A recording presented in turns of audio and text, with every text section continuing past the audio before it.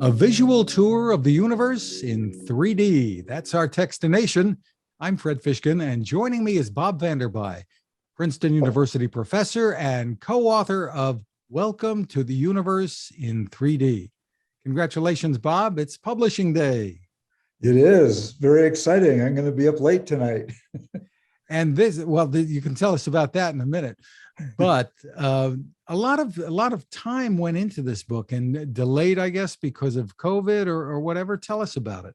Yeah, I've been working on this book, or I was working on this book for a couple of years back, a couple of years ago. We finished the book basically right around the time the pandemic started, and the publisher, Princeton University Press, thought it was best just to put it on hold because of the pandemic, even though it was completely done. And so it's been 2 years, but now it's coming out today. It's out today. Well, give us the description, Bob, and how the idea for this came about and what's in it. It's very different. It's not a book that you just pick up and browse through. Right. Well, just to prepare for this conversation, I reread the preface, which has a very good answer to what you just asked. And that is, the average person, when they look up at the sky, it looks just like stuff up there, sort of all equally distant, maybe. I mean, it's far away, but to the average person who hasn't been taught that the universe is three-dimensional, it just looks like you're looking at, the surface of a sphere around you with stuff on it. And of course, astronomers started understanding that it's not like that. Some astronomers started understanding that a long, long time ago. But this is an interesting question, how do we perceive it? How do we measure how far these things are away? And so this is what astronomers have been interested in doing for many, many years, and me as well. And so, okay, so now you can write a book that explains that these things are like three-dimensional, but we thought it would be fun to have a book that actually makes it feel three-dimensional when you look at it. So we're going to get rid of your virtual background so that you can show us this book and some of the pictures in it. Give us a look here, Bob. Okay, so yeah, here's the book, and it comes with lots of pictures. Here's just a random page. Here's another random page. Here's another one. And if we look at the other part, there's text describing what's on these random pages. But each page has two pictures, one for your left eye and one for your right eye. And then in the back of the book, or maybe I should show you what I just did. In the back of the book, here's the back of the book. It has another panel that you can open up, and then you can turn it like this, and I can put my eyes up to those are two little lenses here. I can put my eyes up to that lens of my nose in that nose hole and look at the book like this. Now I can't see you. And the lens makes my left eye see the left picture and my right eye see the right picture.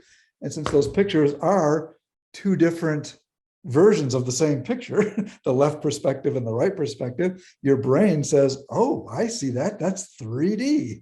The things that are close look close. The things that are far look far. The things that are spheres look like spheres. And so, so we thought it would be really fun to make a book that actually allows you to feel like immersed in this 3D universe that we live in.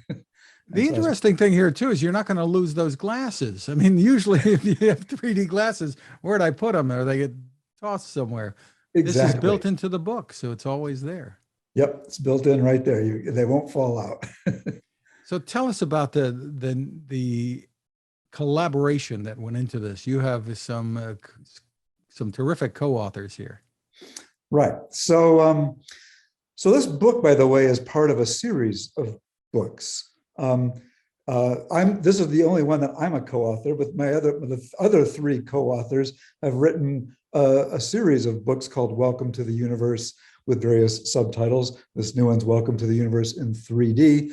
And the reason is because the three co-authors, who are J. Richard Gott, who I've written another book with already, Michael Strauss, who's the chair of the astrophysics department here at Princeton, and another person you may have heard of, Neil deGrasse Tyson, who is famous for his roles on various things on TV and stuff. The three of them, by the way, taught the introductory astro course here at Princeton for several years. And so they wrote this book called Welcome to the Universe as the book that was associated with the course that the three of them co-taught together for many years. And so that's kind of how the whole project got started. And then I have had a lot of interactions with, well, some interactions with all of them, but a lot of interactions with J. Richard Gott. And he and I wrote a book 12 years ago called Sizing Up the Universe, where we talk about how to figure out how big things are and how far away things are. And Richard and I both have always had a passion for stereoscopic 3D things. And so we've been talking about it for 10 years, that this would be really fun to make a book. And then just various conversations over the years, it became a project, and we did it. Well, Neil deGrasse Tyson also does some narration for this and an online component. Let's take a listen to it. Full moon, 1.3 light seconds. When you look at the full moon, it looks like a flat disk. Why don't you get a sense for its true 3 dimensions with your naked eyes? Relative to its distance from you, 240,000 miles, the distance between your eyes is simply too small to produce a stereo effect. If your eyes were farther apart, say 30,000 miles, you would see the moon as it appears here, a sphere. Each dark area, mare, is an old impact basin where lava flowed long ago and solidified into dark basalt rock. That's a voice that everyone will recognize. And of course, he's promoting this too. Tell me about that. For people who are watching this on publishing day on Tuesday, they can watch him tonight, right? Yes, today is publishing today, and today is Neil deGrasse Tyson will be busy for today and the next several days, actually. But tonight is the main event. He's going to be on The Late Show with Stephen Colbert tonight. I believe mostly promoting the book. They may talk about other things as well. Neil deGrasse, Stephen Colbert is also he's funny and charming, and Neil deGrasse Tyson is charming and funny. And so I think it'll be a very nice conversation that they have tonight. And then tomorrow morning, I'm not sure if it's going to show tomorrow morning, if it's going to be recorded tomorrow morning, but he's going to be on the Drew Barrymore show also on NBC. And that's a morning show. And then he's doing a whole bunch of podcasts over the next week or two. So he's a famous guy. Terrific. So tell us about a little bit more about the book. And it seems like this will appeal to a very wide age range. I mean, kids and grownups are going to love the 3D images, but is the text designed for grownups, for kids, or everybody? Everybody, which means kids and grownups who didn't learn the stuff when they were kids will love it too. Or even if you did learn it when you were a kid, the 3D aspect, well, you'll love that. But to say a little bit more about it, there's a preface and an introduction. And I counted the pages just this morning in preparation for my conversation with you. The introduction chapter is 24 pages long. And it gives a really nice, brief but nice summary of what the universe is about and how did astronomers figure these things out, starting with I always blank on names. Is it Aristotle or Aristarchus? One of those two. Back around 2,200 years ago, looking at partial lunar eclipses, because back 2,200 years ago, everybody basically lived outdoors in a desert somewhere and saw multiple lunar eclipses in the nighttime in the course of their life. And when you see a partial lunar eclipse, you sort of see this shadow of the Earth. Of course, there were no textbooks back then saying that's the shadow of the Earth, but there were people looking at it and saying, well, wait a minute, that's the moon and the sun was over there. And it makes sense to think that that's just our shadow. And look, it looks round. And I've seen this 10 times in my life, and it's always in a different orientation, and it always looks round. The Earth must be a sphere. And that was actually first discovered. People debate it today, some people, but that was first understood 2,200 years ago. And so the book starts with that explanation, and then talks about how astronomers measure the distances to planets and then to stars and further on out. But it's a nice brief introduction. It's only 24 pages. And then you get to the pictures. And as I showed you a few minutes ago, each pair of pages, the left page has the stereoscopic pair of pictures, and the right page on that 2-page thing has the caption for that.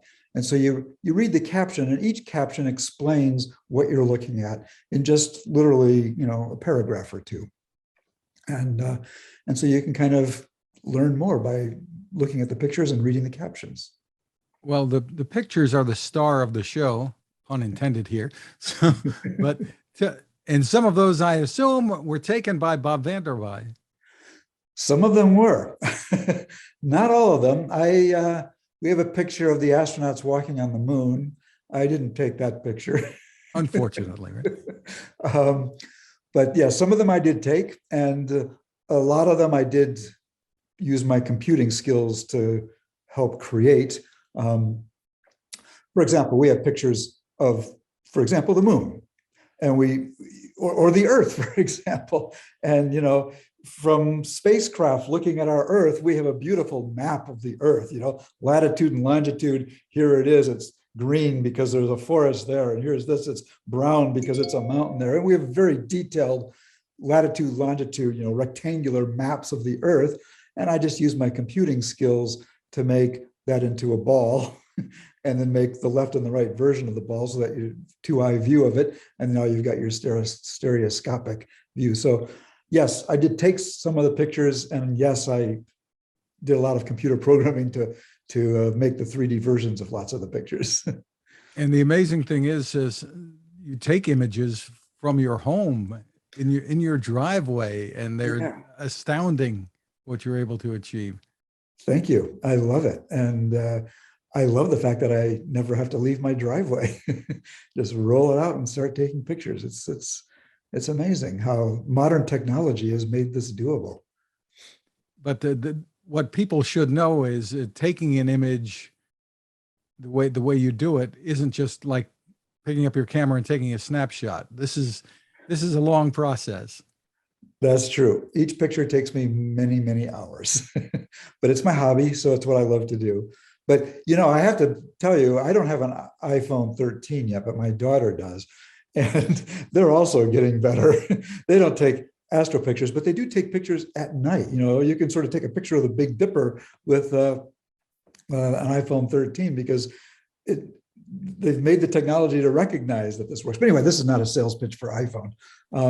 But my equipment is a large telescope, 10 inches in diameter mirror. It's like this big. The tube is this long. You can't even see my arms; they're too far out. And it's on a tripod, and it has a motor that tracks the sky because the Earth is rotating. And if you take a long exposure, things are moving. And that's the main thing. It's not just a snapshot like you take with an iPhone or an Android or whatever. It's maybe 2 or 3 or 5 hours. And not as just one long exposure for 5 hours. You might take 1 minute, 1 minute, 1 minute, 1 minute, and you got a few hundred pictures, and then spend several hours doing stacking, what we call stacking those images to get a high quality final picture. But you need to have that long exposure because these things we're taking pictures of are not bright. They're there, but they're not bright. That's why when you go outdoors and look up at the sky with your naked eye, you don't notice the things that astronomers take pictures of, even though those things some of them are quite big. They're 5 times bigger than the moon, but you don't see it because they're too dim and your eyes don't see it. What's the website people can go to check out some of your wonderful astrophotography? Vanderbei.princeton vanderbei.princeton.edu.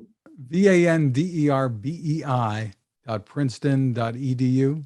And then if you just go there, there's a whole bunch of links there. And one of them is an astro picture, and it's kind of obvious that that's it. You can just sort of click that, and then you sort of get down into my astro photos. That's terrific. Well, the book again is Welcome to the Universe in 3D. It's on Amazon for $24.95. Get out there and buy it. It'll come in a day or so. It's out now. Great for kids and us bigger kids too. Bob Vanderbei, thank you for taking the time with us. Thank you for inviting me. This has been really fun.